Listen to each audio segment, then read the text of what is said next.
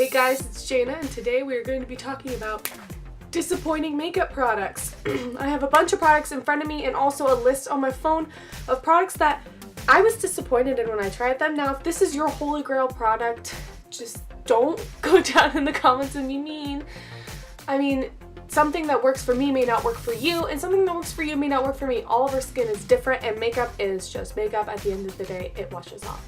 So we're gonna jump right into it. Also, I just filmed a makeup tutorial on this monochromatic peach makeup look, perfect for spring, and it's getting me in that spring mood, you know? So if you guys are interested in that, I will link it either down below, up in the cards, or you'll see it at the end of the video. So let's jump right into it with the disappointing products. The first one I'm going to talk about is the Cover FX Illuminating Setting Spray. Now, this sounded like something I would love. I've been really into more dewy skin and trying to keep my skin looking really natural and nice and pretty and not so matte, dry, cracked, gross. So I was really excited. I got this in BoxyCharm and I hate it. It is not illuminating. It just sprays like glitter shimmer on your face. So when you are far away, yeah, you look illuminated, sure. But when you get even like talking distance, even like 2 feet away from someone, you could see the glitter. So I'd spray it on and I was like, oh, maybe I just need to like shake it up better. So the next time I shook it up a lot, like shaking because there's like a little metal ball in there. I shook it, and I sprayed it, and it's just glitter.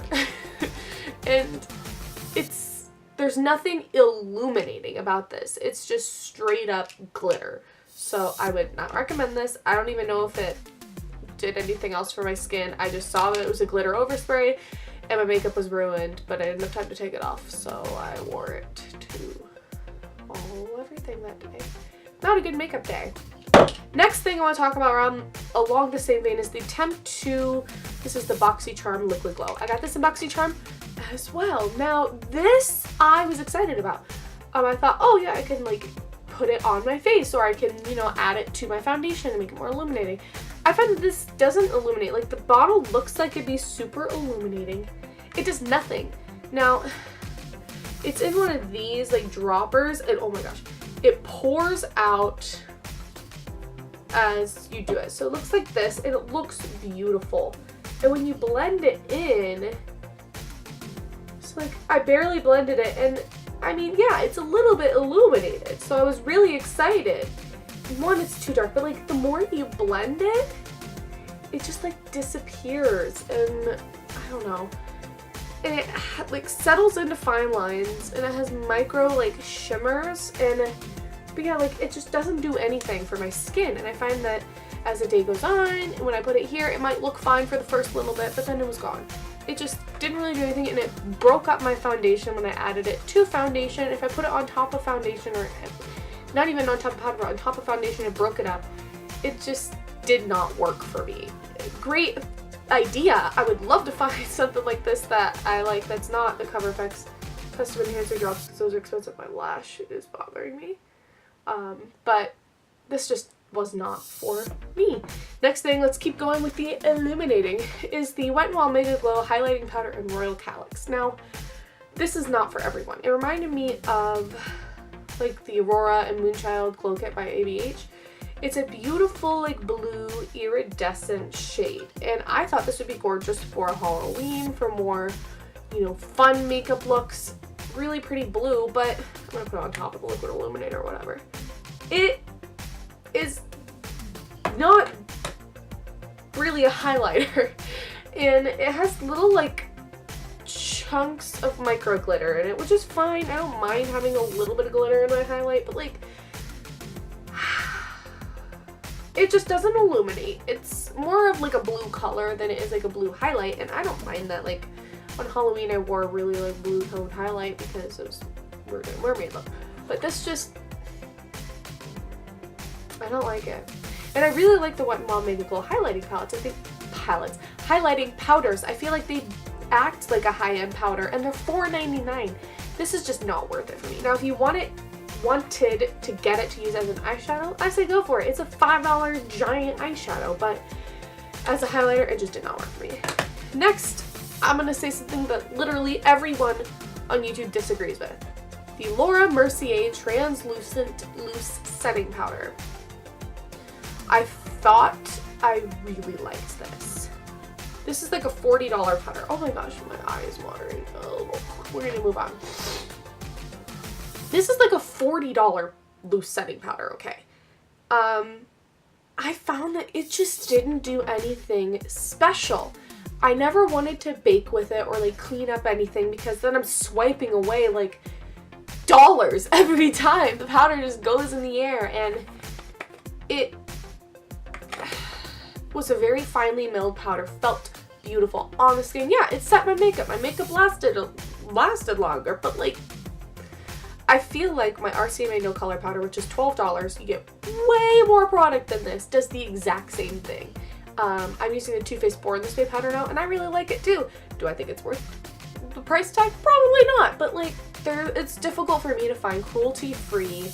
Also, this is not cruelty-free, so obviously I would never repurchase it, but it's really difficult to find cruelty-free loose powders at the drugstore. I know Milani just came out with a bunch that I'm really interested in checking out and getting, but I'm having a hard time finding them in stores, and I don't want to just order one loose powder on Ulta.com, and I have issues with shipping and Ulta. Anyway, this just was not worth it for me, and I found that it did the same thing as other powders, so I say skip it.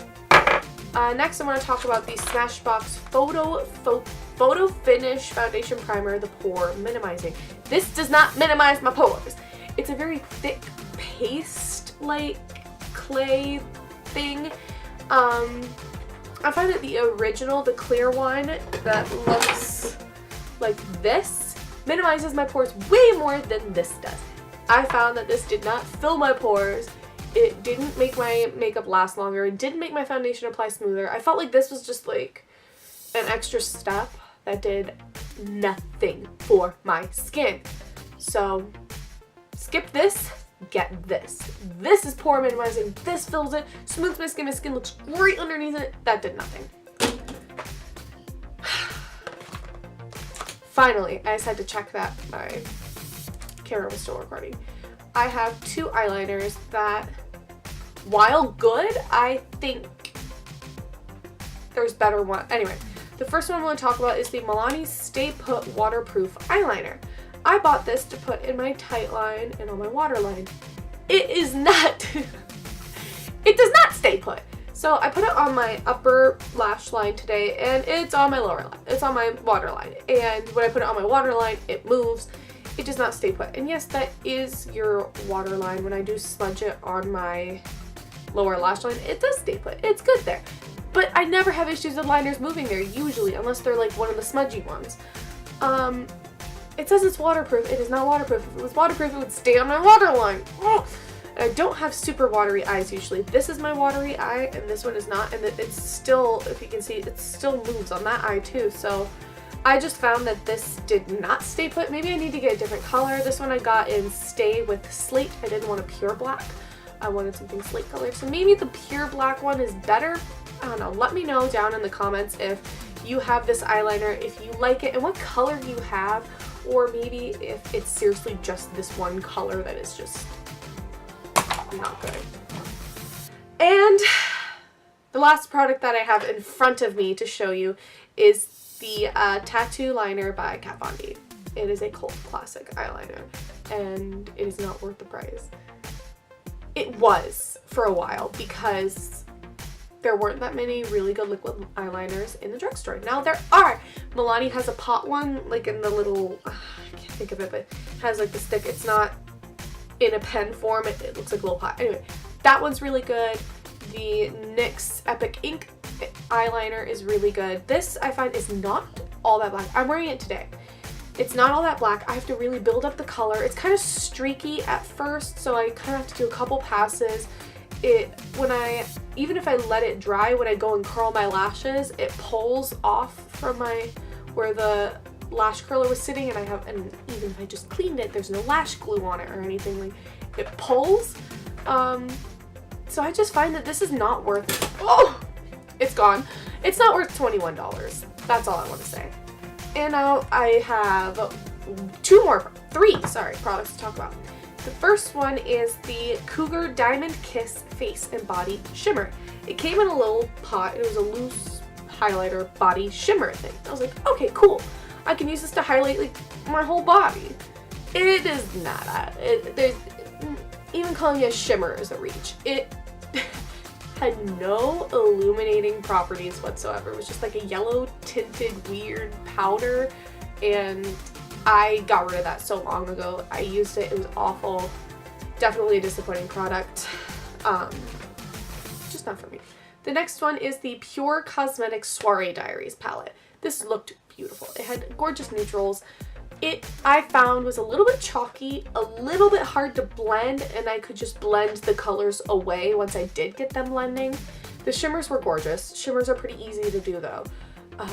The mattes, they just did not do it for me. Now I have another PUR Cosmetics palette. This is the BoxyCharm PUR Cosmetics collaboration palette that I have not tried yet, and I'm interested to try this, even though these two colors look identical. This one's just more pinky and this one's more like peachy, so I am interested to try this and see if maybe it was just that one soiree palette that I didn't like.